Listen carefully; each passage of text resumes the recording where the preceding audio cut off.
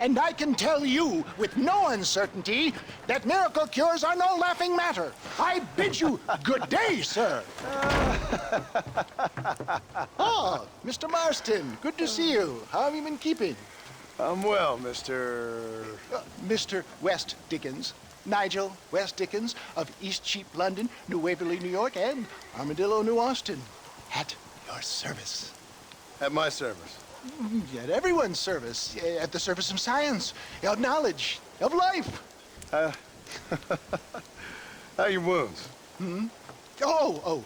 Much, much better. But then they would be. Would be... I know a cure for all ailments, Mr. Marston. Ah, I'm sure you do. And I'm sure for just $2 an ounce, I could live forever. Oh, but for you, sir, I'd do a bulk discount rate of $1.95 an ounce, as long as you buy 100 ounces or more. That's a lot of immortality. Give it up, old man. That's Mr. West Dickens to you, boy. Give it up, old man.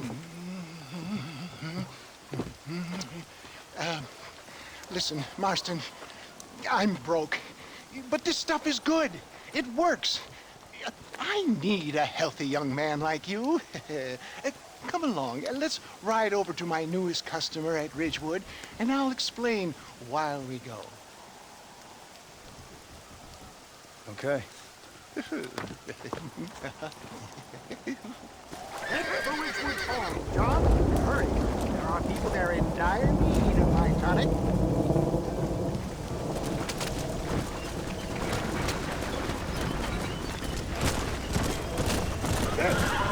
I heard about you, Mr. West Dickens. And I about you, John Marston. Hoodwinking the weak, gullible out of their hard-earned money. For the love of God, try to stay on the road. My dear boy, it is you who is gullible, if I may be so bold, for heeding such ill-informed scuttlebutt. You're as full of wind as a horse with the collar. I have been blessed with the gift of language, and for that I will not apologize. But the West Dickens elixirs speak for themselves. My thousands of happy customers attest to that. Those men trying to kill you didn't look so happy. If my tonic is such a sham, how do you explain the fine metal with which you find me? Last time you saw me, I was knocking at death's door. You should thank the doctor for that. I reckon you were acting it up worse than it was. Act I can, John. A more convincing fellow there has never been. So should you, a fair Iago or Cassio. I don't like the sound of this. Showmanship, John. The flourish. The pow. We are operating in a competitive marketplace. Our product must stand out. And how does this involve me? We're going to use your God-given talents to our advantage. I'm really starting to regret this. I'll drop you off at the outskirts of Ridgewood. That way, it won't look like we came together. Once I'm set up, saunter nonchalantly into the crowd that is sure to want. Get back on the road! We'll have nothing left by the time we get to Ridgewood. Eventually, we'll call you up to try my tonic. After extolling the virtues, I will have you perform a few feats of wonder to amaze and impress the paying public. Such as? Oh, nothing out of the ordinary for a man in your line of work, I assure you. You hop out here, John. Follow me in on foot.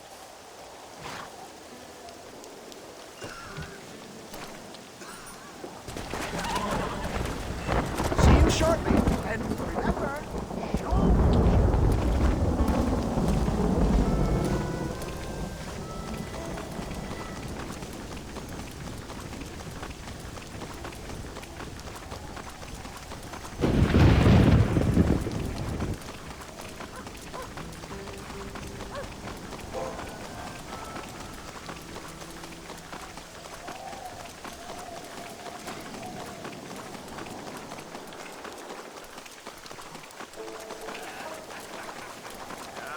Friends, hard-working souls of Cholla Springs, gather round, gather round.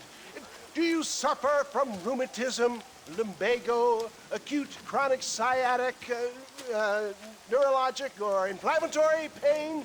Well, I represent the only company that makes the genuine article that cures headaches, neuralgia, earache, toothaches, backache, swelling, sprains, sore chests, swelling of the throats, contracted cords and muscles, anxieties and ravaged nerves, stiff joints, wrenches, dislocations, cuts and bruises, and it adds vitality and vigor to the healthy man. But can you prove it, old man? Oh, I'm sure there's some customer here who could prove the qualities of it by taking a drink right now. You, sir, come up here. Step right up.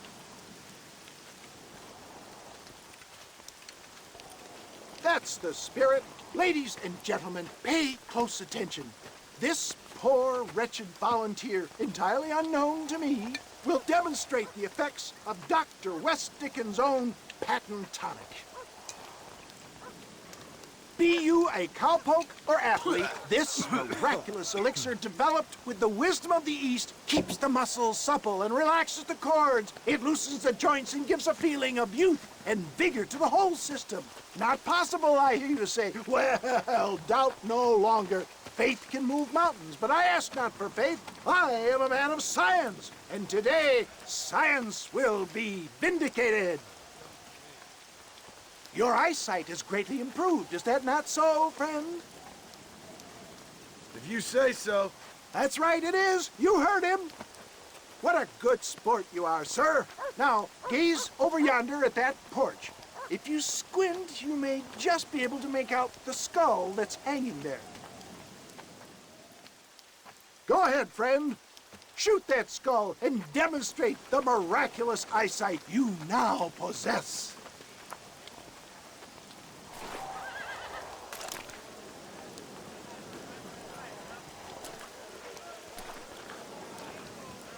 Remarkable! The eyesight of an eagle, granted by imbibing Dr. West Dickens' own patent tonic.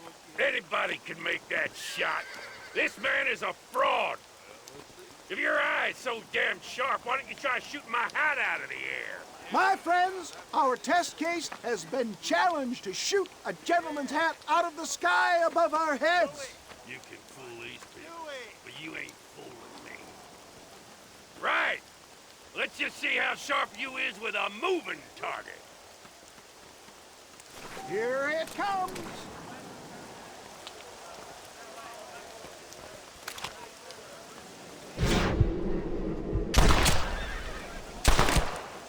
You're more...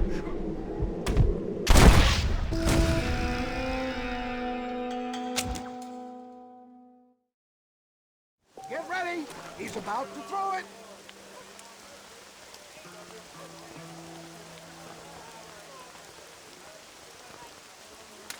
I thought we was here to see... Have you ever seen such an eye? Behold the power of the elixir, plucked out of the sky. Hey! Hey! What? You think you can put a hole in a man's hat and just walk away, do you? Well, it don't work like that around here, mister. Come on! Are you a man or not? A challenge of battle has been offered to our volunteer. Prepare for a display of Herculean brawn. Come on, let's make it. This is about to get ugly, pal. Can you believe your eyes? Come on, tough guy. Alas, no tonic can cure cowardice.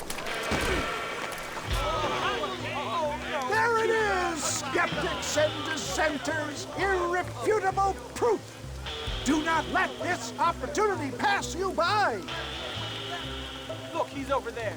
Go get him. This ends now. Watch out, he's got a gun. Who the hell do you think you are? You ain't leaving here alive. Howdy.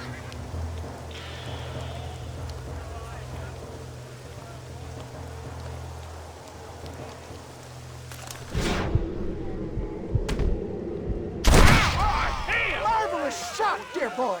The kind of deadly accuracy that can only be afforded by the West Dickens elixir. Come, I have plenty for all. You'll be fine.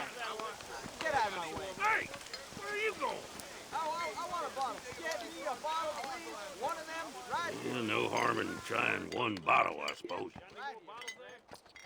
Well, I think that went kind of well, don't you? I'm just glad that my normal job involves either chasing after cattle or murderers. Not the likes of you, mister.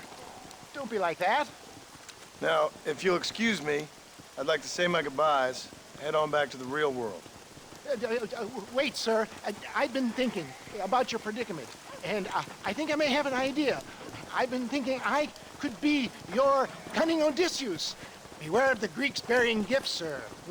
Williamson had better beware. We will make them into Trojans. I don't rightly get you. I want you to go and see my old friend Seth. He can come across as a little curious, but I'm sure you two will get on. He's most often found at Coots Chapel. He's very devout. Why see him? Because between him and me, we can get those gates to open for you, and you can walk right in, just like in Homer's great Trojan yarn!